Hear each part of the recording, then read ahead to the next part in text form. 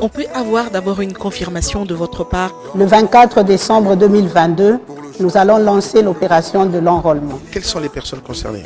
Tous les Congolais âgés de 18 ans révolus à la date du dernier scrutin du cycle électoral sont concernés par la révision du fichier. Donc il y aura une campagne en fait tout azimut pour pouvoir atteindre le Congolais là où il est. Et en quoi consiste concrètement cette application? RERAP est une application qui permet un enregistrement rapide des requérants à partir de n'importe quel endroit. On sait que cette fois-ci, l'innovation, c'est que les Congolais résidant à l'étranger... Ce n'est pas des Congolais vivant à l'étranger, mais c'est des Congolais résidents. Est-ce qu'un électeur peut s'enrôler plus d'une fois? Il est strictement interdit de se faire enrôler plus d'une fois. Cela constitue une infraction. D'ailleurs, pour votre information, en 2023, la carte d'électeur obtenue en 2016 ne sera plus valide.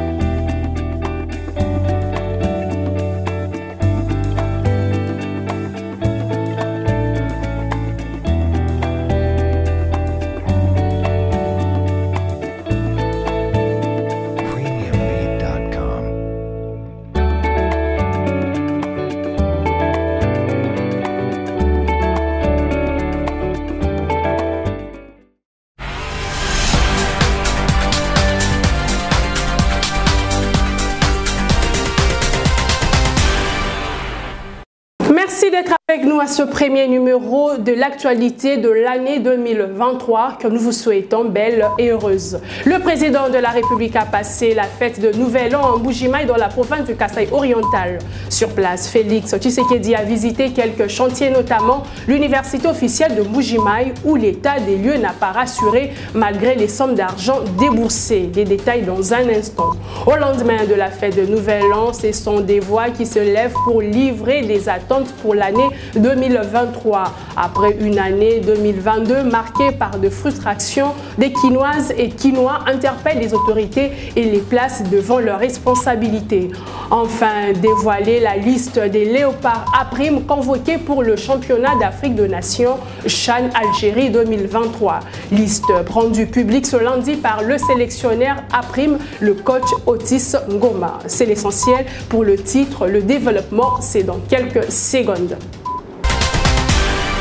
Bonsoir. Le président de la République a débuté sa première journée de 2023 par la participation à la célébration eucharistique depuis la ville de Mbuji-Mayi où il séjourne dans le cadre d'une visite de travail. Au cours de cette messe à la cathédrale Saint-Baptiste de Bonzola, le célébrant du jour a demandé aux fidèles de soutenir le chef de l'État pour le retour de la paix à l'Est. Le président Félix Tshisekedi a également inspecté plusieurs travaux d'infrastructure dans le chef-lieu de la province du Kasaï oriental. Images, commentaires de la presse présidentielle. Le président de la République, Félix-Antoine Tshisekedi Tshilombo, a visité ce samedi 31 décembre 2022 différents chantiers d'infrastructure dans la ville de Mbuji-Mayi. Le chef de l'État s'est d'abord rendu sur le chantier de l'université officielle de Mbuji-Mayi, IOM, pour observer l'évolution des travaux en cours.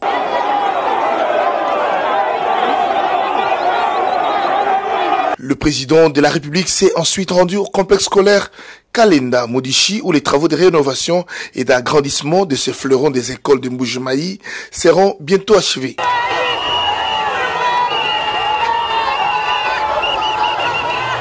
Selon les responsables du chantier, dans 4 mois tout au plus, le complexe scolaire pourra accueillir des élèves dans des bâtiments flambant neufs.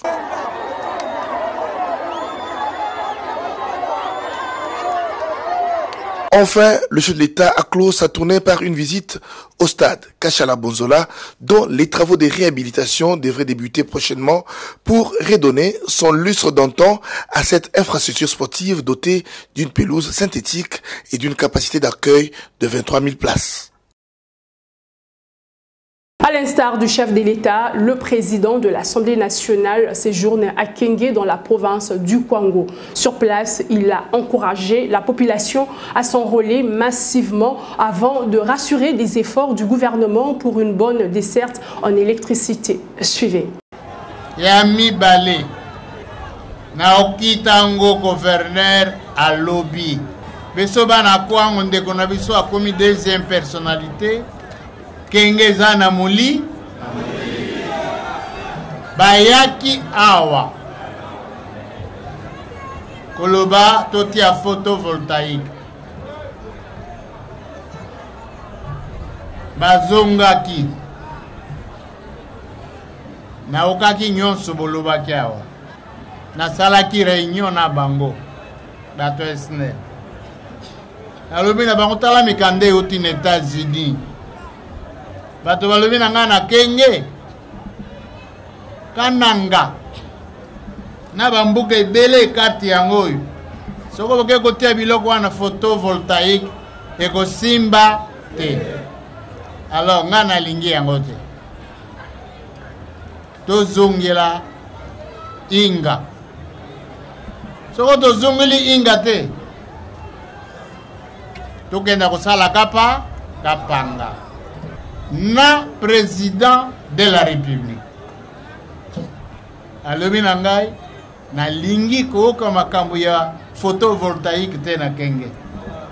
Togani?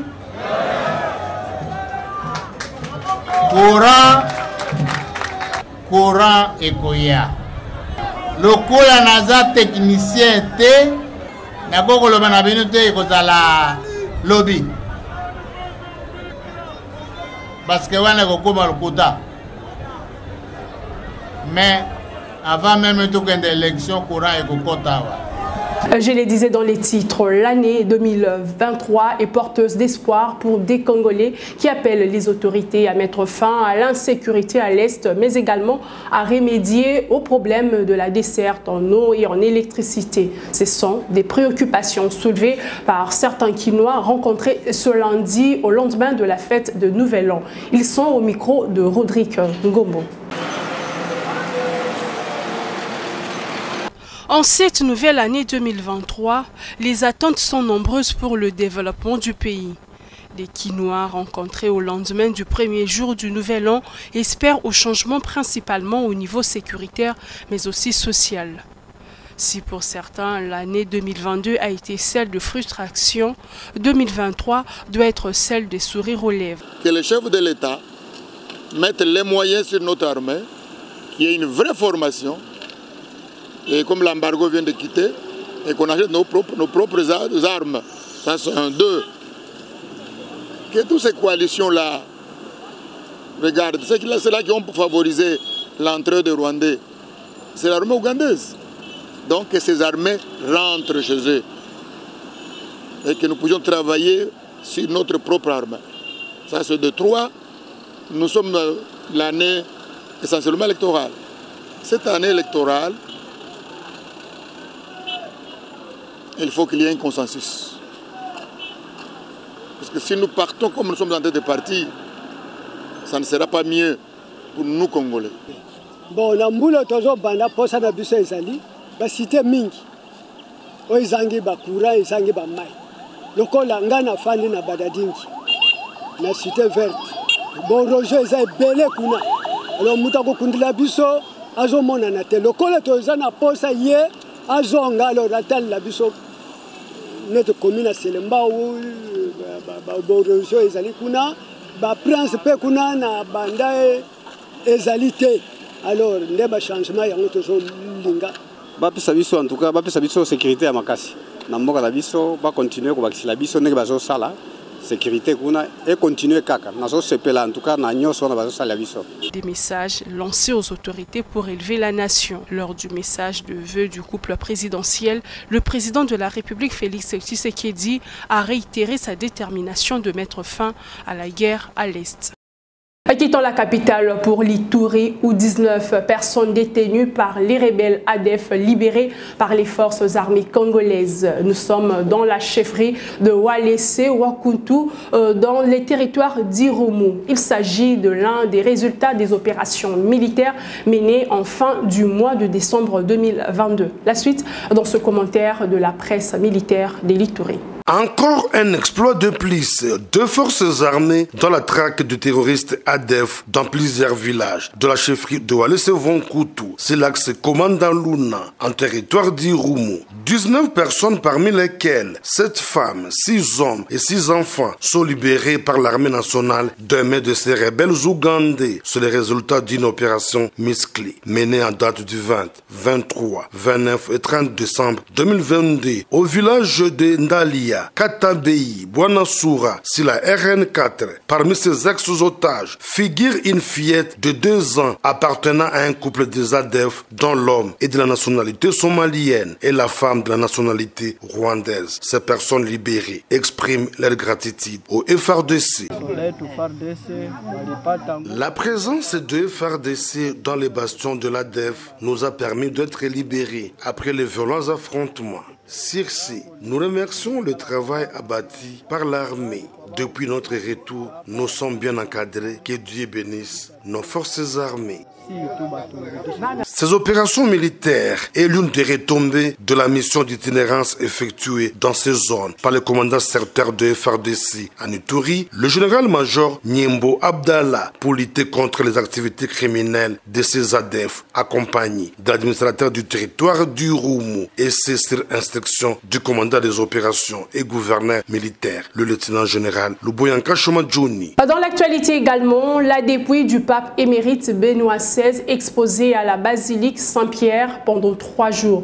Plusieurs personnes sont déjà venues rendre hommage à Benoît XVI. Les obsèques du défunt souverain pontife seront célébrées place Saint-Pierre par le pape François. Environ 60 000 personnes sont attendues. En sport, la liste des léopards A-Prime officiellement rendue publique ce lundi. Au total, 28 joueurs et 3 réservistes retenus pour prendre part à la 7e édition du championnat d'Afrique de Nations CHAN Algérie 2023. Des visages connus et d'autres qui seront à leur première participation au CHAN sont à retrouver dans cette liste finale d'Otis Ngomba, sélectionnaire des léopards A-Prime. Il s'agit entre autres d'Issama Peko, Saïdi Badjo, Merveille Kikassa, Peter Moutoumossi ou encore Jean-Marc Mundele Makousou. Bien avant la publication de la liste des retenus, l'équipe nationale A-Prime a livré 2 matchs amicaux contre l'AS Chinkoukou et Daring Club Motema Pembe. Ce sont 2 rencontres amicales importantes pour les léopards A-Prime de la RDC avant les voyages en Algérie. Comme premier sparring partenaire, l'US Chinkoukou, habillé en vert sur la pelouse du stade des Martyrs de la Pentecôte. Une occasion offerte aux athlètes de retrouver les rythmes avec les ballons, mais aussi à appliquer les schémas tactiques travaillant en groupe. Les joueurs ont saisi la balle au banc dès les premiers matchs, comme Obed Mayamba des Mani Maignan, qui s'est offert un doublé à la 17e et 30e minute de la partie.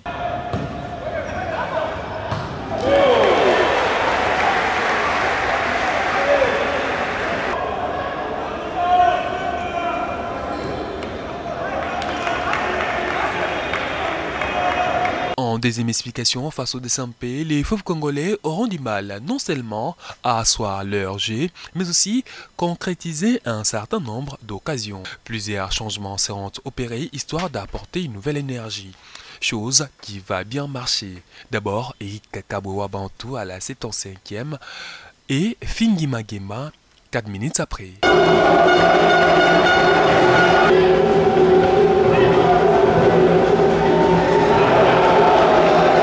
Pour le voyage en Algérie, la RDC part pour défendre ses 2 étoiles. On est quand même la RDC, il y a 2 étoiles sur la poitrine. L'objectif, bien entendu, c'est d'essayer d'en rajouter une autre. On ne va pas être prétentieux. C'est vrai que l'objectif final, c'est celui-là, mais pour le moment, on se concentre d'abord sur l'Ouganda et après, on va penser à autre chose. La RDC est logée dans le groupe B ensemble avec l'Ouganda, le Sénégal et la Côte d'Ivoire. Son premier match des poules sera le 14 janvier 2023 contre l'Ouganda. C'était l'essentiel de l'actualité. Merci à l'équipe technique qui a concouru à la réalisation de ce journal.